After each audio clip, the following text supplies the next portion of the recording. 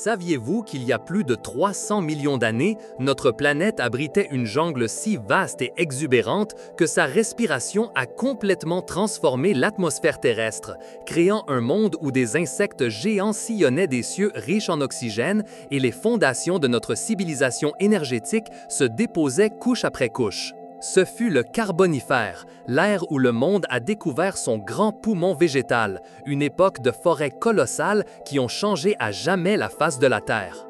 Pour comprendre l'ampleur de ce changement, nous devons remonter dans le temps géologique, jusqu'à une période s'étendant approximativement de 359 millions d'années à 299 millions d'années avant notre ère. C'est une fenêtre de 60 millions d'années, durant laquelle la vie végétale a connu une explosion sans précédent, donnant naissance aux gisements de charbon que nous utilisons aujourd'hui.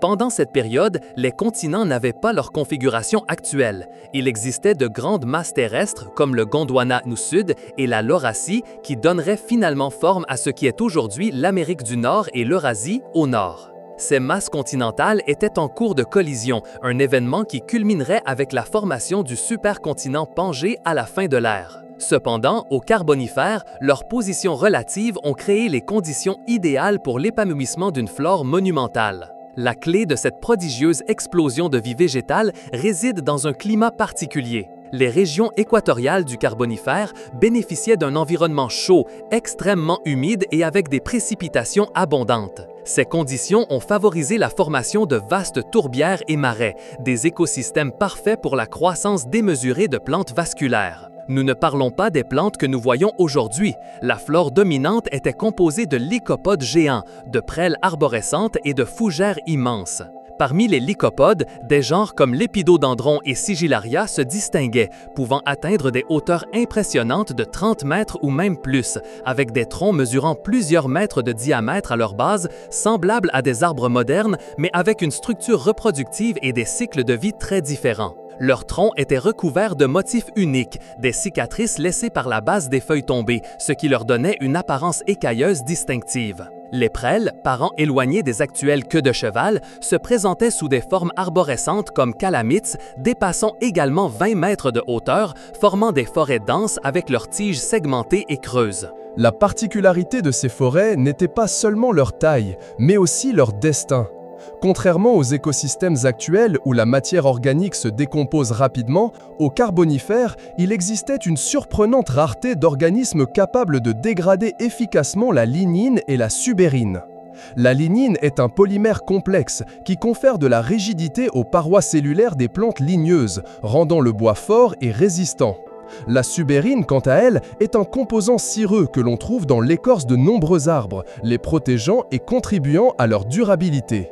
Les champignons et les bactéries qui possèdent aujourd'hui les enzymes nécessaires pour décomposer ces substances complexes n'étaient pas encore largement développés ou n'étaient pas aussi efficaces qu'ils le sont aujourd'hui. Cela signifiait que lorsque ces plantes gigantesques mouraient, leur reste ne se désintégrait pas complètement. Au lieu de cela, ils s'accumulaient en vastes couches de matière organique, immergées dans les eaux anoxiques et acides des marais. Le manque d'oxygène dans ces tourbières inhibait encore plus la décomposition bactérienne, préservant la biomasse végétale à une échelle gigantesque. Cette accumulation massive de matière végétale non décomposée est le cœur du phénomène du Carbonifère. Pendant des millions d'années, couche après couche de troncs, de branches et de feuilles mortes se sont déposées, se compactant sous leur propre poids et celui des sédiments qui les recouvraient.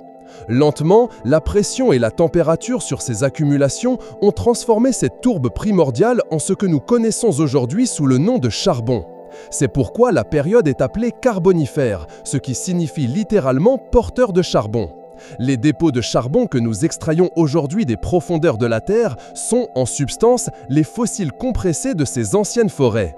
Ce processus n'a pas été seulement un événement géologique local, ce fut un phénomène mondial. Aujourd'hui, nous trouvons les plus grandes réserves de charbon au monde dans des régions qui étaient autrefois soumises à ces conditions marécageuses. Le bassin des Appalaches aux États-Unis, la vallée de la Ruhr en Allemagne, le bassin du Donbass en Ukraine et de vastes zones en Chine et en Sibérie. Ces gigantesques gisements de charbon sont un témoignage tangible de la quantité monumentale de vie végétale qui a existé au Carbonifère. Mais l'accumulation de charbon n'était qu'une partie de l'histoire. L'autre, peut-être la plus impactante, fut la transformation atmosphérique. Pour croître et proliférer à une telle échelle, ces forêts réalisaient une photosynthèse massive. Rappelons que la photosynthèse est le processus par lequel les plantes absorbent le dioxyde de carbone de l'air et libèrent de l'oxygène moléculaire comme sous-produit, utilisant l'énergie de la lumière solaire pour convertir l'eau et le dioxyde de carbone en sucre. La quantité de dioxyde de carbone absorbée par ces milliards de tonnes de biomasse végétale fut stupéfiante. Avant le Carbonifère, les niveaux de dioxyde de carbone dans l'atmosphère étaient significativement plus élevés que les niveaux actuels. Cependant, l'action photosynthétique incessante de ces forêts gigantesques a extrait de l'atmosphère une telle quantité de dioxyde de carbone que ces concentrations ont diminué drastiquement. En parallèle, l'oxygène libéré s'est accumulé dans l'atmosphère, car il n'y avait pas suffisamment de processus géologiques ou biologiques pour le consommer au même rythme. Le résultat fut une augmentation sans précédent des niveaux d'oxygène atmosphérique. Les scientifiques estiment que la concentration d'oxygène aurait pu passer de 15% à un étonnant 35% et même plus à certains moments durant le Carbonifère supérieur. C'est significativement plus que les 21% d'oxygène que nous respirons aujourd'hui. Cet environnement hyperoxygéné eut des conséquences directes et fascinantes sur la vie animale de l'époque. Imaginez un air si dense en oxygène qu'il permettait aux animaux d'atteindre des tailles qui nous semblent aujourd'hui relever de la science-fiction. La conséquence la plus emblématique de cette atmosphère riche en oxygène est la taille démesurée qu'ont atteinte certains arthropodes.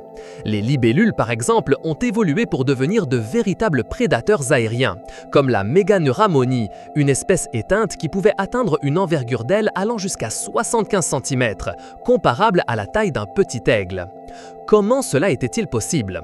Les insectes respirent à travers un système de tubes appelé trachée, qui transporte l'oxygène directement vers leurs tissus.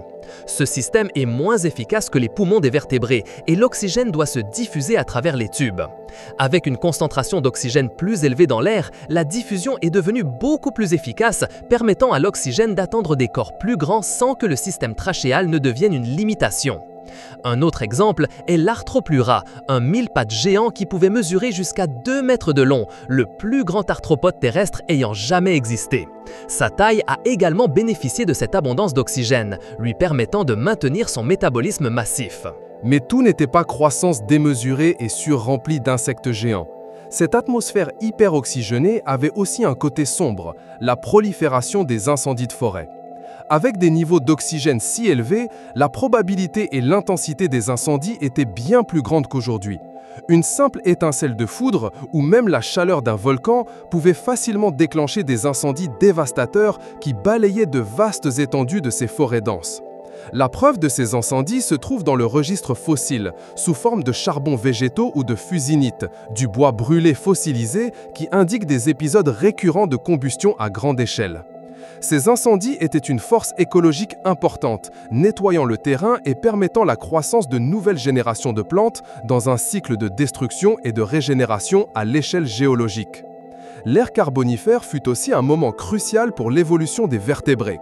Avec l'environnement marécageux et l'abondance de plantes, les amphibiens prospérèrent, évoluant et se diversifiant à partir de leurs ancêtres aquatiques. Les conditions d'humidité constante leur offraient l'environnement idéal pour leur peau sensible et leur cycle reproductif lié à l'eau. Vers la fin du Carbonifère, les premiers reptiles commencèrent à apparaître. L'évolution des œufs amniotiques avec une coquille protectrice et des membranes internes qui protégeaient l'embryon de la dessiccation fut une innovation clé qui permit à ces animaux de s'aventurer au-delà des marécages et de coloniser des environnements terrestres plus secs, ouvrant la voie à l'ère des reptiles qui allait suivre.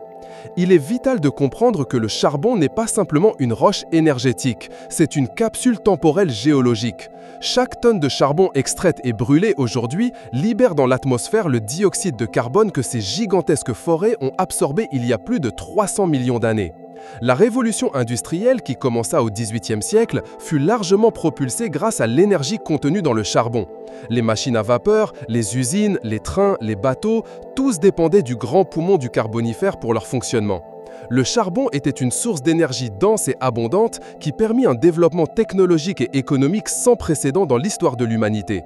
Des milliards de tonnes de ce matériau ont été extraites au cours des 250 dernières années et son utilisation se poursuit aujourd'hui, bien qu'à moindre échelle, dans de nombreuses régions du monde, en particulier dans les économies émergentes dotées de vastes réserves, comme la Chine et l'Inde pour la production d'électricité et dans les processus industriels. Cependant, cet héritage énergétique a un coût. La libération accélérée du carbone stocké pendant des éons altère rapidement le délicat équilibre atmosphérique. Les niveaux de dioxyde de carbone qui ont mis des millions d'années à être séquestrés par la photosynthèse des plantes carbonifères sont désormais libérés en quelques décennies, contribuant au réchauffement climatique et au changement climatique. C'est une ironie historique que le même processus biologique qui a autrefois réduit le dioxyde de carbone atmosphérique à des niveaux permettant l'explosion de la vie animale soit maintenant, par notre intervention, en train d'inverser ce processus, avec des conséquences significatives pour les écosystèmes et la civilisation humaine. La fin du Carbonifère, il y a environ 299 millions d'années, ne fut pas un événement abrupt, mais une transition graduelle marquée par des changements climatiques et évolutifs. L'un des facteurs clés fut la formation progressive de la Pangée. L'union des continents altéra les courants océaniques et atmosphériques, conduisant à un climat mondial plus sec et saisonnier. Les vastes marécages et tourbières qui avaient dominé le paysage commencèrent à s'assécher, cédant la place à des environnements plus arides. Ce changement climatique mondial provoqua la diminution des forêts marécageuses de lycopodes et de prêles. Les conditions n'étaient plus favorables à leur croissance massive. Simultanément, l'évolution joua son rôle. On pense que les champignons de pourriture blanche, qui sont exceptionnellement efficaces dans la décomposition de la lignine, se diversifièrent et devinrent plus prévalents vers la fin du Carbonifère ou le début du Permien. Cette évolution biologique signifia que la matière organique ne s'accumulait plus à la même échelle qu'auparavant. La décomposition devint plus efficace, réduisant la formation de nouveaux dépôts de charbon et ralentissant l'extraction nette de dioxyde de carbone de l'atmosphère. L'atmosphère. Un autre changement important fut l'apparition et la prolifération de nouvelles formes de plantes, comme les conifères, qui étaient mieux adaptées au climat plus sec. Ces plantes, avec leurs feuilles en forme d'aiguille et leur capacité à supporter des conditions de sécheresse, commencèrent à dominer les paysages terrestres. La diminution des grandes forêts carbonifères et l'augmentation de la décomposition efficace conduisirent à une normalisation des niveaux d'oxygène atmosphérique, qui descendirent graduellement à des concentrations plus proches de celles que nous connaissons aujourd'hui. Les insectes géants disparurent car l'environnement ne pouvait plus soutenir leur taille avec moins d'oxygène. L'héritage du Carbonifère est immense et multiforme. Il nous montre comment la vie, à travers des processus biologiques à une échelle planétaire, peut altérer fondamentalement les conditions géochimiques de la Terre. Ce fut une période où la biosphère devint une force géologique dominante, séquestrant des milliers de milliards de tonnes de carbone qui autrement seraient restées dans l'atmosphère. C'est un exemple frappant du cycle du carbone à long terme, un cycle qui opère à des échelles de temps géologiques très différentes des échelles de temps humaines. La compréhension de cette période est cruciale pour comprendre le comportement de notre propre planète et les effets à long terme des activités humaines sur le système Terre. L'histoire du Carbonifère est un puissant rappel de l'interconnexion entre la vie, l'atmosphère et la géologie. Les forêts géantes non seulement ont fourni l'oxygène pour la vie animale de leur époque et le charbon pour l'énergie de notre présent, mais elles nous offrent également une perspective unique sur la résilience et la capacité de transformation de la Terre. Son étude nous aide à apprécier l'histoire profonde de notre monde et à réfléchir sur notre propre rôle en tant qu'agent de changement géologique. Si cette histoire fascinante du grand poumon du Carbonifère a éveillé votre curiosité, assurez-vous de rejoindre notre communauté.